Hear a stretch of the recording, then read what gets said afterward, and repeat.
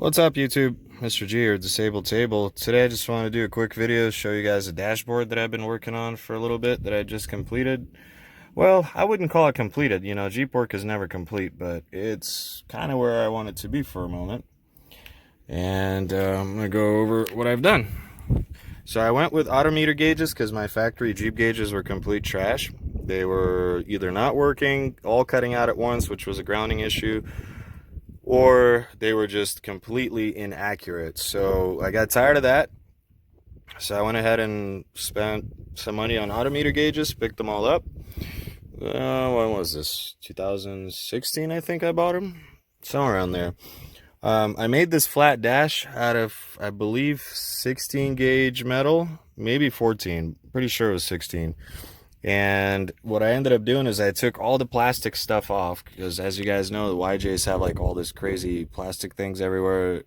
It's not like a CJ. And I've always liked the CJ style dash. I just didn't like the CJ gauges. So having said that, I was like, well, why don't I make something really simple, something really basic, but yet very functional, using quality gauges, and Autometer gauges all come with sending units too, so you don't have to piece things together. Every one of the gauges that requires a sending unit, for example, water gauge or your oil pressure gauge, like those, they all come with that. Your voltage doesn't need it. It just needs feed from the battery, any kind of positive feed. So you don't need that for the voltage gauge, so obviously it doesn't come with that, and that reflects in the price as well. Autometer gauges go anywhere from like $40 up to like a couple of hundred per gauge, if I'm not mistaken. Like these guys are one something for sure, and they have a digital one that's even more expensive. So I went ahead and got the mechanical one because, well, it's a Jeep, like you don't need a digital one. So I'm trying to keep things as mechanical as possible in this vehicle. So anyway, I've been really impressed with these gauges. One, the Jeep's been outdoors for the past few years, and this needle faded quite a bit. The rest of them look still okay. The trans needle is starting to fade a lot. Although, well, I called them, and Autometer said, send these back, they'll replace them, no questions asked, which I was pretty impressed with the customer service. So I'll probably rock them another year or so, and then send them all out for replacement for the needles, and hopefully get all new gauges. But I know it's because it's outdoors and it is getting beat by the desert sun, so that's kind of expected. Other than that, they've been functioning flawlessly. They've been out in rainstorms. They doesn't affect it at all. I mean, as you can see, they all look good still, except for the discoloration on the needles a little bit. What else? So let's go over to this side. Over here, I put the dimmer switch here, so having no use of my legs, obviously, it's no good for me to have it on the floor like where it was designed to originally be in a CJ. So I have it here so I could just tap it for high beam and tap it again for low beam. This is my headlight switch. This switch currently is not connected to anything, but the idea is to put some under dash lights, those yellow or orange round lights that I took off the front of the Jeep. I'm going to use them underneath the dash, and I'm going to have them wired to this switch. Right now this switch does not do anything. It's just kind of there filling the hole. Alright, so we have the RPM gauge, and the reason why it's reading right now is because I cut the power. It's weird, like if you hit the kill switch and cut the power, it just stays like that, whatever the last idle was at.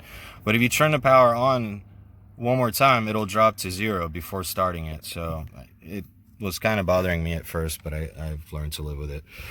So yeah, anyway, I really like the steering wheel, the factory one, so I did not change that. I like the centerpiece. I like how it has this brushed aluminum or brushed steel little bars right here, whatever. It looks cool. Right, I designed this to where you can remove the dash without removing the steering column, so I made a little cover for it. Then over here we have the speedometer. It's functional, it's mechanical.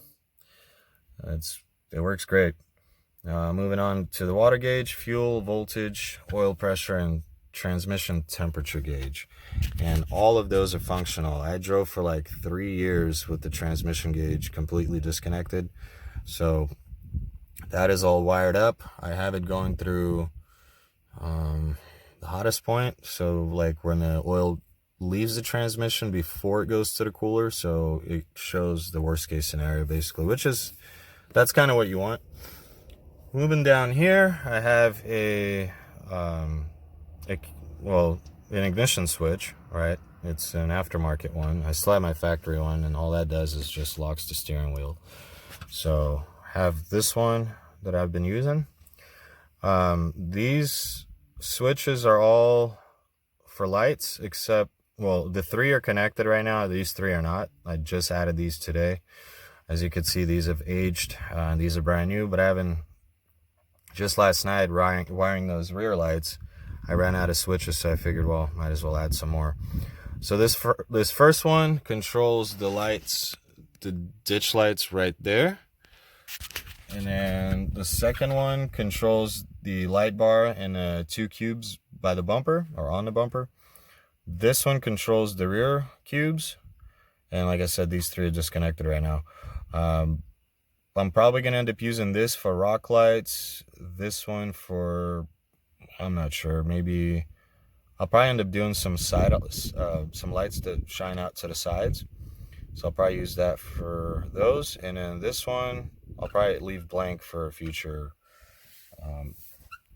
add-ons and whatnot. So that's about it for the flat dash. I'm planning on maybe adding a glove box of some sort, some lockable glove box. A little grab handle. I was going to do a grab handle for the passenger, but what's the point? I have this. It's a roll bar, so you can just grab onto that. I don't know. I mean, it'd be kind of a waste, so I don't think I'll be doing a grab bar after all.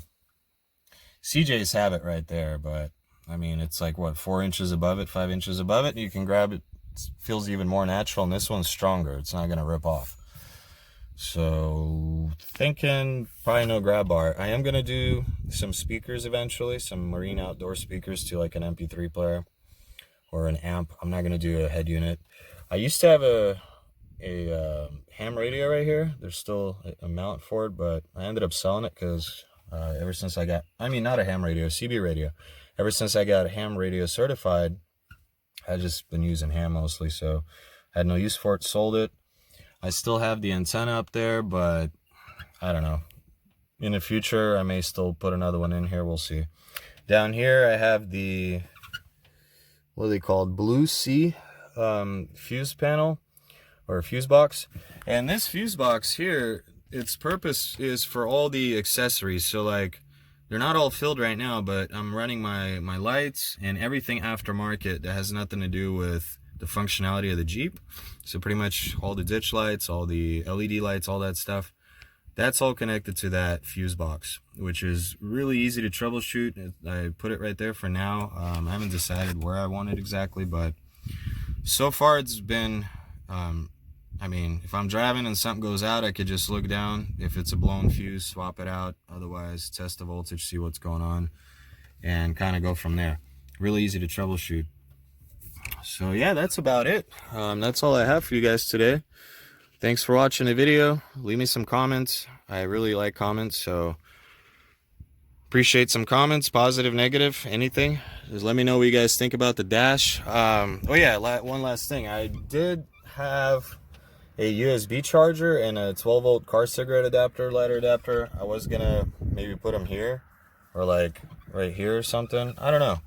So just let me know what you guys think, what else I should add. I do have an Autometer clock. It's a little bit larger than these gauges, but it's the same Sport Comp line, so it'll match. Maybe I'll do a analog clock right here. I don't know. But for now, I'm really happy with the way it turned out. It's very functional and spacious in here, and I'm going to enjoy it the way it is for quite some time. Now, these gauges here, for the past couple of years, I forgot to mention, I've been driving with them out. They were like not flush with the dash. And I was going to build some type of panel and have them offset towards the driver, but I really like the clean flush mounted look. So I decided to do a little bit of fabrication behind there, and I was able to get them all flush. So now they're nice and flush, and I think they look great.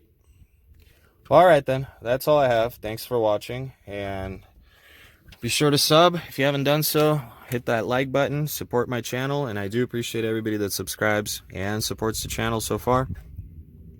Stay tuned for more videos. I can't wait to go wheeling with this and do another walk around and another, like now that all these little things have been bugging me are somewhat done, I can do another updated walk around since the last one I did, which Got me what, almost 120,000 views right now. So it's my most successful video, called the Jeep Mods. If you haven't seen it, be sure to check that out and stay tuned for the next one so you could see the, everything that I've updated since then. All right, finally, that's all I have for you guys. We'll catch you on the next one. Take care. Bye bye.